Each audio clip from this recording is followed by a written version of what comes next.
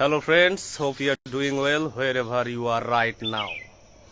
পৃথিবীতে আজ পর্যন্ত যতগুলো জিনিস আবিষ্কার হয়েছে তার মধ্যে শ্রেষ্ঠ উৎকৃষ্ট আবিষ্কার কোনটি?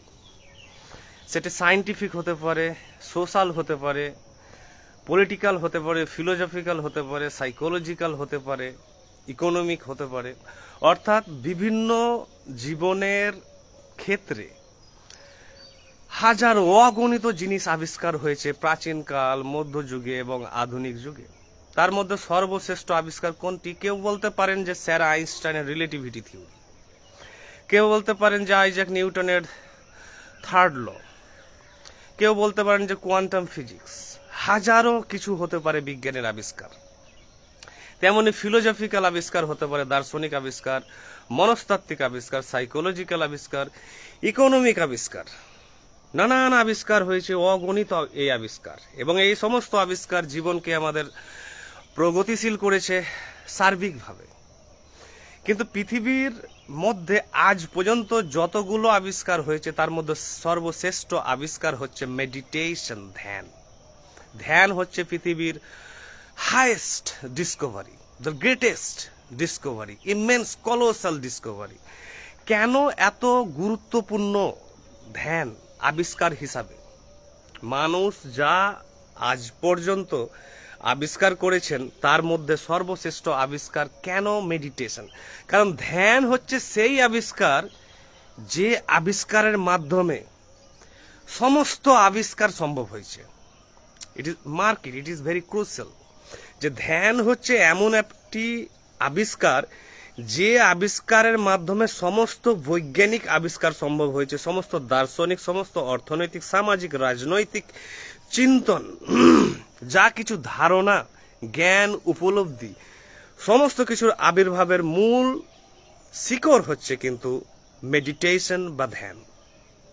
তাই ধ্যান যদি না থাকতো তো তাহলে এই পৃথিবী এত আলোকিত হতো না, এত সমাজ প্রগতিশীল আধুনিক হতো না।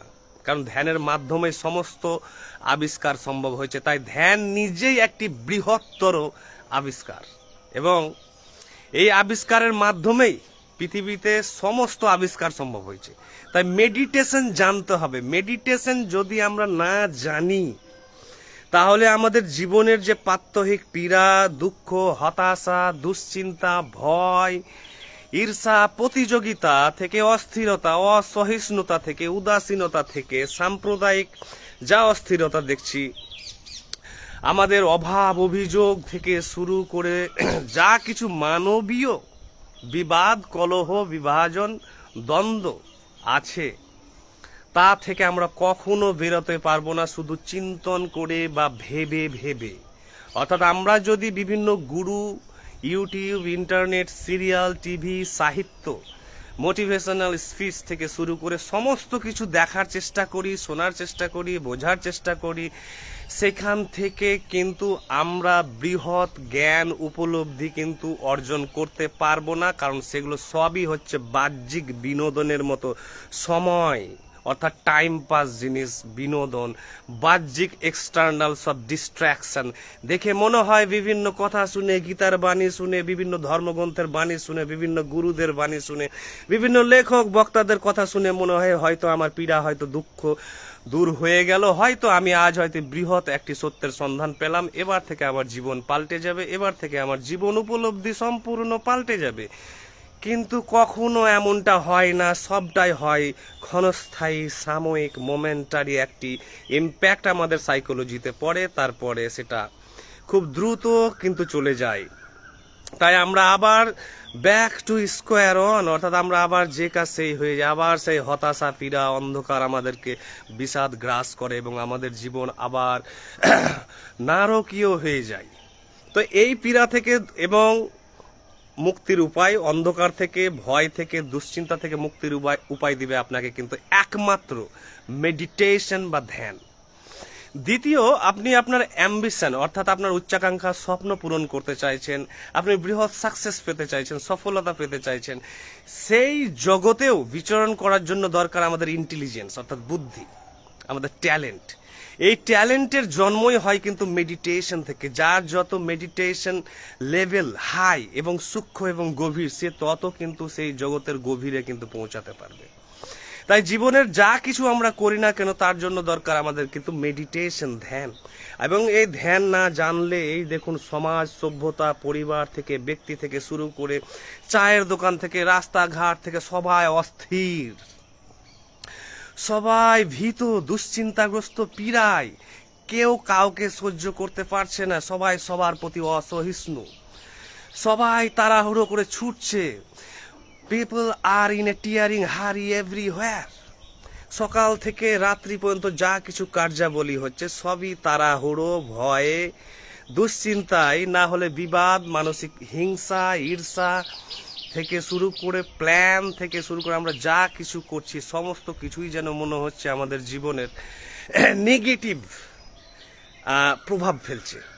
তো এই যে মানবীয় মনস্তত্ত্ব এমন এক অন্ধকার জগতে আছে যেখানে আমরা আলোর সন্ধান পাচ্ছি না। এত বই পড়েও, এত ইউটিউব দেখেও, এত সোশ্যাল মিডিয়া, ফেসবুকে সারাদিন আছি, হাজারো জ্ঞান দেখছি, হাজারো মহান মহান ব্যক্তিদের কথা শুনছি, কোনো কাজে দিচ্ছে না, সবই হচ্ছে সাময়িক এবং ক্ষণস্থায়ী।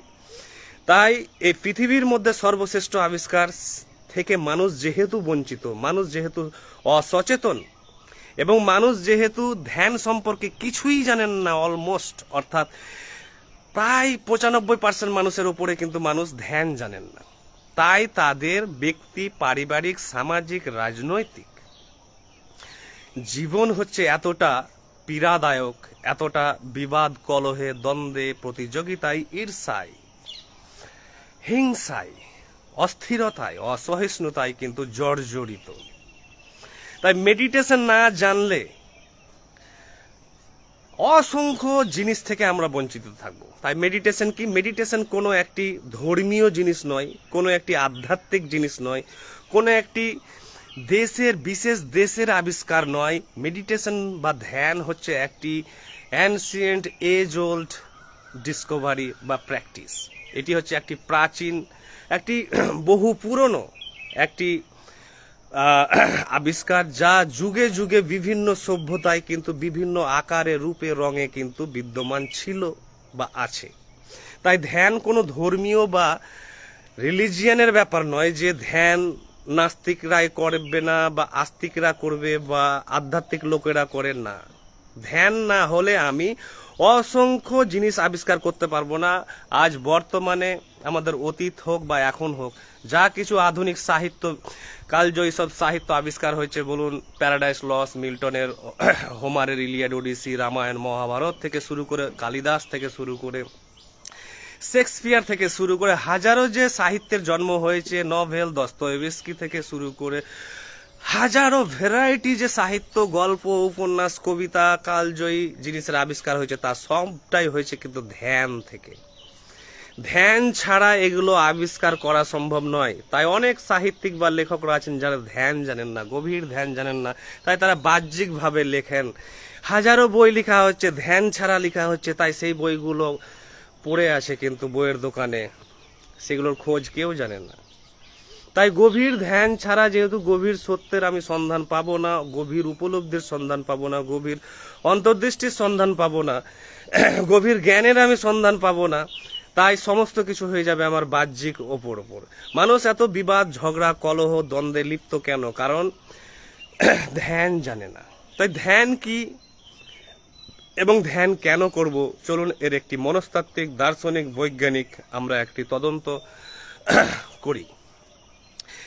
ধ্যান, মেডিটেশন একটি মনস্তাত্ত্বিক ব্যাপার, একটি সাইকোলজিক্যাল অ্যাফেয়ার, এটি ঠিক সম্পূর্ণটাই বৈজ্ঞানিক, সায়েন্টিফিক। কেউ যদি বলেন যে সায়েন্স তো মেকানিক্যাল জিনিস, সায়েন্স শুধু যান্ত্রিক হয় না, সায়েন্স সাইকোলজিতেও থাকে।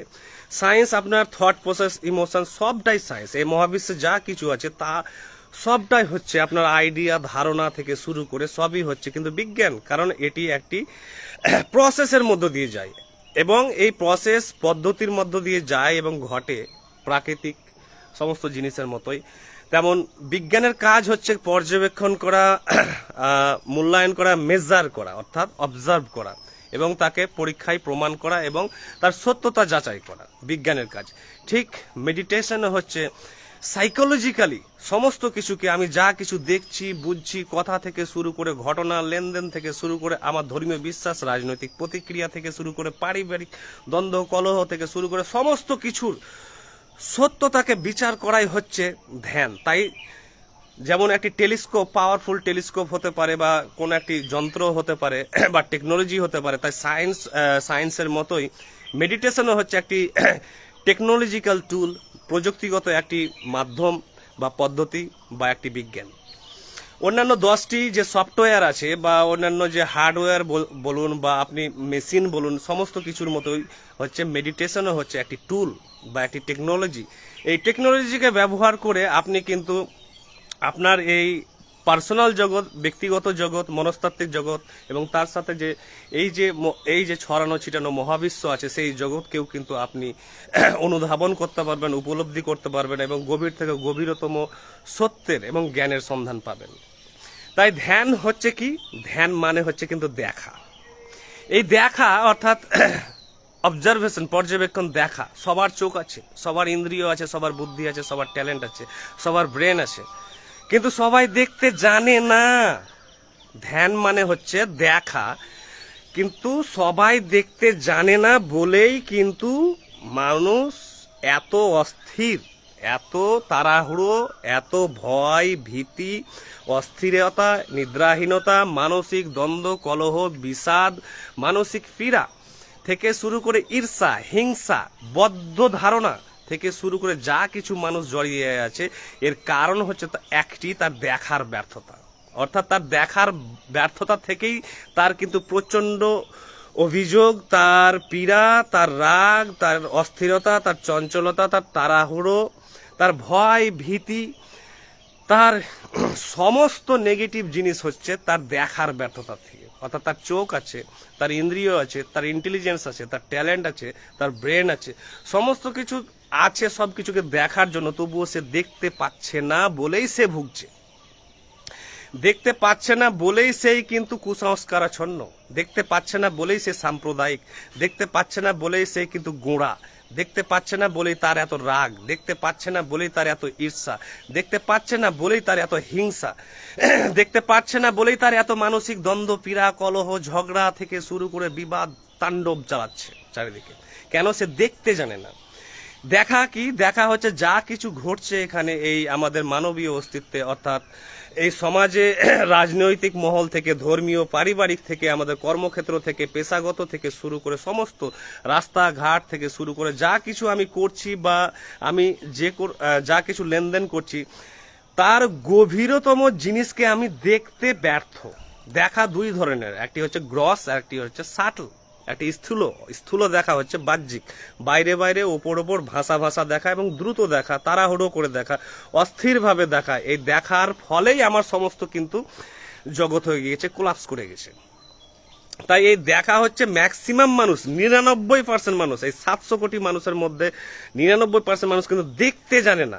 দেখতে জানে না বলেই যা পরিস্থিতি, ঘটনা ঘটছে, উদ্ভিদ, কীট পতঙ্গ থেকে, মহাকাশ থেকে, আমার ধারণা, আমার বাসনা, কামনা, আমার লেনদেন, আমার চাপ আর গভীর সত্তাকে আমি বুঝতে পারি না।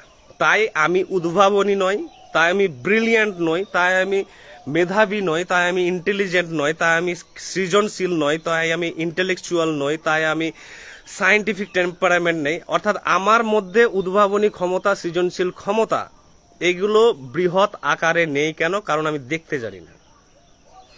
দেখতে জানি না বলেই 99% মানুষের জীবন হচ্ছে একই অভিযোগ, একই পীড়া, একই দুঃখ, একই কান্না, একই অভাব, একই হতাশা, একই যৌনতা, একই গোলামি, একই ব্লকেজ। অর্থাৎ এগুলো হচ্ছে সাইকোলজিক্যাল ব্লকেজ। একই ব্লকেজ কেন? কারণ সে যা কিছু তার চারিপাশে ঘটছে, তার সম্পর্ক থেকে, পরিবার থেকে, হাজব্যান্ড ওয়াইফ রিলেশনশিপ থেকে, যে কোনো সম্পর্ক থেকে শুরু করে যা কিছু তার ট্রানজাকশন হচ্ছে, তার গভীর যে সূক্ষ্ম জগৎ আছে, অর্থাৎ কোনো জিনিসের জগৎ কিন্তু মাল্টি লেয়ার্ড, অর্থাৎ যে কোনো জিনিসের স্তর হচ্ছে অগণিত, এবং সে একটি স্তরে দাঁড়িয়ে কিন্তু সমস্ত কিছুকে দেখার চেষ্টা করছে, এবং সেটি হচ্ছে অ্যাভারেজ অর্থাৎ গতানুগতিক, যার ফলে সে কিন্তু গভীর সত্যের সন্ধান পাচ্ছে না, গভীর উপলব্ধির সন্ধান পাচ্ছে না, এবং যার ফলেই তার হচ্ছে এমন বাহ্যিক জগতের নির্মাণ। তো এই দেখা কে দেখতে পারবে? একমাত্র সেই দেখতে পারবে যিনি এই প্রত্যেকটি পরিস্থিতি, সম্পর্ক, কথাবার্তা, লেনদেন থেকে শুরু করে কর্মক্ষেত্র থেকে শুরু করে আমার যা কিছু মানবীয় লেনদেন আছে, সে সমস্ত কিছুকে নীরবে ধীরে ধীরে স্থিরভাবে যে চেতনার সূক্ষ্মতর স্তরে গিয়ে দেখতে সক্ষম হবেন, তিনি যা সেখানে দেখতে পাবেন তা বাকি পৃথিবীর কেউ দেখতে পাবে না। তাই এই পৃথিবীতে 700 কোটি মানুষের মধ্যে 1% লোকই কিন্তু আলোকিত, 1% লোকই কিন্তু জ্ঞানী, প্রকৃত জ্ঞানীর কথা বলছি আমি। অর্থাৎ 1% লোকই হচ্ছে সায়েন্টিস্ট, 1% লোকই হচ্ছে পলিটিক্যাল সায়েন্টিস্ট, 1% লোকই হচ্ছে ফিলোজফার, 1% লেখকই হচ্ছে বৃহৎ মাপের সাহিত্যিক, 1% লোকই হচ্ছে সাইকোলজিস্ট, 1% লোকই হচ্ছে কিন্তু ধর্মীয় নির্মাতা বা কালজয়ী আবিষ্কারের জন্মদাতা। এই 1% কারা? এই 1% মানুষরা কিন্তু বিরল প্রজাতির নয়, এরা দেখতে জানে, মননে, নীরবে, নির্জনে, একাকী। তারা দেখতে জানে যে কিভাবে আমি ধীরে ধীরে ধ্যানে প্রবেশ করছি, মানে আমি আমার মনের সমস্ত অবচেতন জিনিসগুলোকে কিন্তু ধীরে ধীরে দেখছি, কোনো ঈর্ষা ছাড়া, রাগ ছাড়া, কোনো লোভ ছাড়া, কোনো হতাশা ছাড়া, কোনো ভয় ছাড়া সমস্ত কিছুকে দেখার চেষ্টা করছি নিউট্রালি, নিরপেক্ষভাবে, অবজেক্টিভলি। অর্থাৎ আমি কারো হয়ে দেখি না, আমি হিন্দু হয়ে দেখি না, আমি খ্রিস্টান হয়ে কিছু দেখি না, আমি লেফটিস্ট হয়ে কিছু দেখি না, আমি জড়বাদী হয়ে দেখি না, আমি মানুষ হয়ে দেখি, আমি পুরুষ হয়ে দেখি না, আমি স্ত্রী হয়ে দেখি না। আমি দেখি একটি নিউট্রাল একটি পয়েন্ট অফ ভিউ থাকে আমার, যে জায়গাতে আমি যাওয়ার চেষ্টা করি, এবং সমস্ত আমার যা বায়াসেস, প্রিজুডিসেস আছে, আমার বদ্ধ ধারণা, রাগ, ঈর্ষা, লোভ যা কিছু আছে, কারো প্রতি অসহিষ্ণু মনোভাব যা কিছু আছে, সবগুলোকে আমি ড্রপ করে দিই, ধীরে ধীরে সব ফেলে দিই আমি সব। তারপরে আমার যখন চেতনা একেবারে সহজ সরল নিষ্পাপ হয়ে যায়, সেই শুদ্ধতা দিয়ে কিন্তু আমি সমস্ত কিছুকে দেখার চেষ্টা করি, সেই পিওরিটি, অর্থাৎ সেই শুদ্ধতা, যেখানে 100% জায়গাটার পিওরিটি আছে, যেখানে কোনো দূষণ নেই, কোনো চিন্তনের দূষণ নেই, কোনো ধারণার কোনো রং নেই, অতীতের কোনো রাগ বিরাগ কিচ্ছু নেই সেখানে। তখন আমি যখন যে জিনিসটি দেখি, তখন আমি দেখতে পাই প্রকৃত সত্য, এবং সেই সত্য কিন্তু হাজারো মানুষের যে সত্য আছে সেই সত্য থেকে সম্পূর্ণ ভিন্ন। আর এই দেখাই হচ্ছে একমাত্র মেডিটেশন। এই দেখা দেখতে পারতেন প্রাচীন, মধ্যযুগ এবং আধুনিক যুগের সৃজনশীল ব্যক্তিরা, তাই তারা আবিষ্কার করেছেন নানান কিছু। আর বাকি 99% থেকে গিয়েছে এখানে, একই বললাম, যেহেতু শিক্ষা থেকে তারা বেরিয়েছে, সিস্টেম থেকে, একই রাজনৈতিক বিশ্বাস, একই ধর্মীয় অসহিষ্ণুতা, একই ধর্মীয় ঘৃণা, একই ধর্মীয় পীড়া, একই কুসংস্কার, একই রাগ, একই অভিযোগ। কেন? কারণ এরা দেখতে জানে না। তাই এই 99% মানুষকে নিয়েই হচ্ছে এই পৃথিবীতে সমস্যা। যা কিছু সমাজে বিবাদ, কলহ যা কিছু তৈরি হচ্ছে, পলিটিক্যাল প্ল্যাটফর্ম থেকে শুরু করে ইন্টারন্যাশনাল যা কিছু অস্থিরতা দেখা যাচ্ছে, এই 99% লোককে নিয়ে। তিনি হতে পারেন কোনো প্রধানমন্ত্রী, রাষ্ট্রপতি থেকে শুরু করে বিশাল বিজনেস টাইকুন হতে পারেন, তিনি বিশাল মাপের কোথাও তিনি অথরিটি হতে পারেন, কিন্তু দেখতে জানে এরকম সংখ্যা হচ্ছে 1%। তাই ধ্যান হচ্ছে কিন্তু দেখা। এই দেখাকে আমি কিভাবে ইমপ্রুভ করব এবং মাস্টার করব, আয়ত্ত করব, এই দেখাকে খুব সহজে সম্ভব নয়। কোনো বৃহৎ সফলতার চাবিকাঠি কোনো কিন্তু শর্টকাট মাধ্যমে হয় না। তার জন্য আমাকে দিনের পর দিন নির্জনতা, নীরবতা, একাকিত্ব, মনন, আত্মসমীক্ষা এইগুলো কিন্তু চালিয়ে যেতে হবে অবিরাম, যদি আমি এই স্তরে পৌঁছাতে চাই।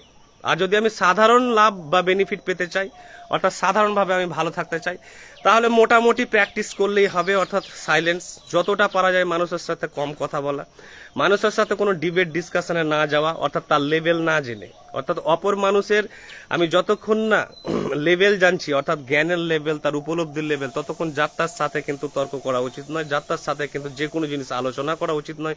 যতটা পারা যায় বিতর্ক এড়িয়ে যাওয়া। অবশ্যই তর্ক করতে হবে, অবশ্যই আর্গুমেন্ট দিতে হবে, কিন্তু যোগ্য ব্যক্তির সাথে। অর্থাৎ যোগ্য ব্যক্তি বলতে যিনি সচেতন, যিনি এডুকেটেড, যিনি জানেন, যার সাথে আলোচনা করে কিন্তু একটি গঠনমূলক জায়গায় পৌঁছানো যায়, তেমন ব্যক্তির সাথে কিন্তু আলোচনা এবং তর্ক ডিবেট করাই যায়। কিন্তু ম্যাক্সিমাম ব্যক্তি হচ্ছে কিন্তু অসচেতন, অজ্ঞ এবং একাডেমিক্যালি এডুকেটেড হওয়া সত্ত্বেও কিন্তু বিভৎস পরিমাণে কিন্তু গোঁড়া, বিভৎস পরিমাণে সাম্প্রদায়িক, বিভৎস পরিমাণে তোষণ নীতি আছে, তার ভিতরে জাতিভেদ আছে, প্রথা, এসব থাকে। বহু লোকের আছে একাডেমিক জগৎ থেকে আসা সত্ত্বেও বড় বড় গবেষণা করেছেন, কিন্তু গোঁড়ামি, ধর্মীয় গোঁড়ামি ত্যাগ করতে পারেনি, ঈর্ষা ত্যাগ করতে পারেনি, হাজারো কোটি কোটি টক্সিক বিষাক্ত জিনিস আছে যেগুলো ত্যাগ করতে পারেনি। তাই মানুষের সাথে কথা না বলাই উচিত, কারণ সচেতন শিক্ষিত মানুষ খুব বিরল, আমি যে লেভেলের কথা বলছি। তাই যতটা পারা যায় এড়িয়ে যাওয়া, নিজের কাজে ফোকাস করা এবং যতটা পারা যায় এই জগতে কিন্তু ট্রাভেল করা, এবং এই জগতে কিভাবে কি আবিষ্কার করবেন সেটি আপনার যাত্রা আপনাকে বলে দেবে, আপনার জার্নি আপনাকে বলে দেবে যে এই অভিজ্ঞতার পর এই জগতে যেতে হবে, তারপর নেক্সট স্টেজ, তারপরে তার নেক্সট লেভেল, এইভাবে যেতে যেতে কে বলছে এগুলো আপনি নিজেই সেলফ ডিসকভারার হতে হবে। অর্থাৎ আপনি নিজেই আত্ম আবিষ্কারের খোঁজে যেতে হবে, সমস্ত এক্সপ্লোরেশন নিজে করতে হবে। এবং এই জগতে যে যত বিচরণ করবে তার চেতনা তত সূক্ষ্ম হবে, গভীর হবে, এবং তিনি তত জীবনের যত মিথ্যাচার আছে, ভ্রম আছে, প্রোপাগান্ডা আছে, অপপ্রচার আছে, ফেক ব্যাপার আছে, অসহিষ্ণুতা আছে, সমস্ত কিছু তিনি পরিষ্কার দেখতে পাবেন। এবং তিনি তখন তার মনে হবে, শুধু একটি গীতার কথা বলবো, যে এই জগতে যখন আপনি প্রবেশ করে যখন এই যে ডেন্স ডিলিউশনকে, এই ভ্রমকে যখন আবিষ্কার করতে পারবেন যে মানুষ কতটা অজ্ঞ, মানুষ কতটা পিছিয়ে পড়া, সে তিনি হতেই পারেন বাহ্যিকভাবে একবারে জাঁকজমকপূর্ণ, তার সাজ পোশাক, তার অথরিটি হাইফাই, তার জব হাই প্রোফাইল, কিন্তু গীতাই বলছে যে যেদিন আপনি এই জগৎটি আবিষ্কার করবেন সেদিন আপনার মনে হবে যে কতটা ডিসগাস্টিং আমি জগতে বা লোকেদের সাথে ছিলাম, কতটা ডিসগাস্টিং সম্পর্ক আমি তৈরি করে রেখেছিলাম, কতটা ডিসগাস্টিং আমার লেনদেন হয়েছিল, অর্থাৎ কতটা বিরক্তিকর লোকের কথাবার্তা ছিল, লেনদেন ছিল। কখন বুঝতে পারবেন? যখন এই জগতের একেবারে কোয়ালিটির জগতে এসে যখন হাজির হবেন, তখন দেখতে পাবেন যে ম্যাক্সিমাম কথাবার্তা, 99.99 কথাবার্তা মানুষের, রাস্তায় হোক, প্রতিবেশী হোক, সে যেই সম্পর্কের হোক বা যা কিছু পলিটিক্যাল লেনদেন হোক, সবই হচ্ছে কিন্তু ডিসগাস্টিং, অর্থাৎ বিরক্তিকর। কখন আবিষ্কার করতে পারবেন? যখন এই জগতে আপনি আসবেন এবং একটি ভালো জায়গা তৈরি হবে আপনার নীরবতার জগতে।